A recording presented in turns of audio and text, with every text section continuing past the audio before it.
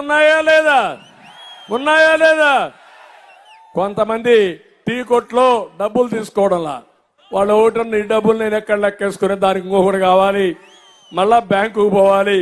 నాకొద్దు, నీ ఫోన్ ఉంటే ఆన్లైన్ ఉంటే స్వాప్ చేయి, నాకు ట్రాన్స్ఫర్ చేయి, బటన్ నొక్కమంటున్నారు. అవునా కాదా? ఆ బటన్ నొక్కుతానంటావే, నీ మందుల షాపులో బటన్ ఎందుకు లేదు? ఎందుకు లేదు? చిదంబరం రహస్యం అవునా కాదా? తాడేపల్లి కొంపకి డబ్బులు పోవాలి. అవునా కాదా? ఇది దోపిడీ అవునా కాదా? మీ కోపం రాదు, నేనే మాట్లాడాలా? మమ్మల్ని జైల్లో పెట్టాలా?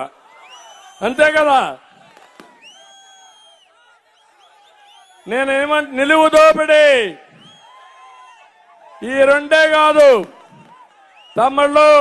ఆర్టీసీ రేట్లు పెరిగాయా లేదా? పన్నులన్నీ పెంచారా లేదా? చెత్త మీద పన్నేశారా లేదా?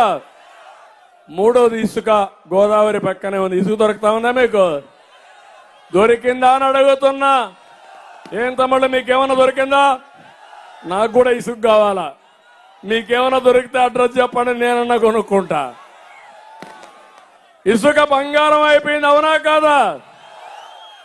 బంగారం మార్గ కేజీల లెక్కన పరిస్థితి వచ్చారు. అవునా కాదా? ఒకప్పుడు 1000 రూపాయల ట్రాక్టర్, ఇప్పుడెంత? 5000. 4000 ఎవడబ్బ సొత్తది?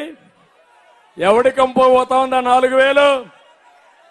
5000 నేనున్నప్పుడు 1000, 4000 రూపాయలు జగన్మోహన్ రెడ్డికి పోతా ఉంది.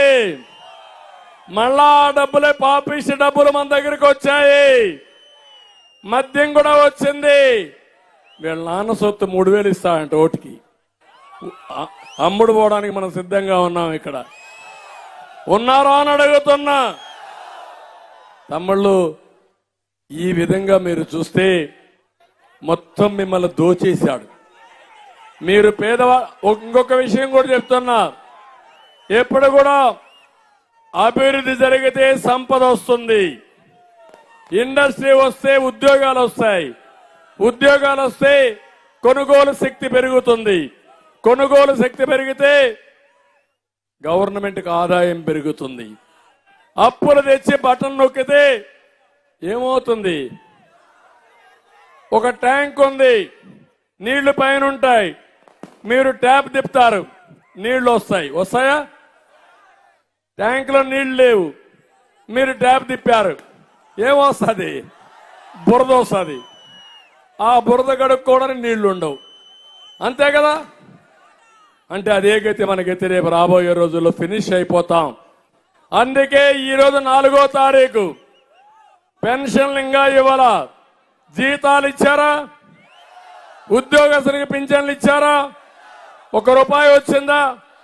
మళ్ళా అప్పు తెచ్చి పప్పు కూడా తయారు చేసి మీకు అందరికీ పెడతాడు ఈ యొక్క అప్పుల అప్పారావు. నేను చేయబోయేది సంపద సృష్టించడం తెలిసిన పార్టీ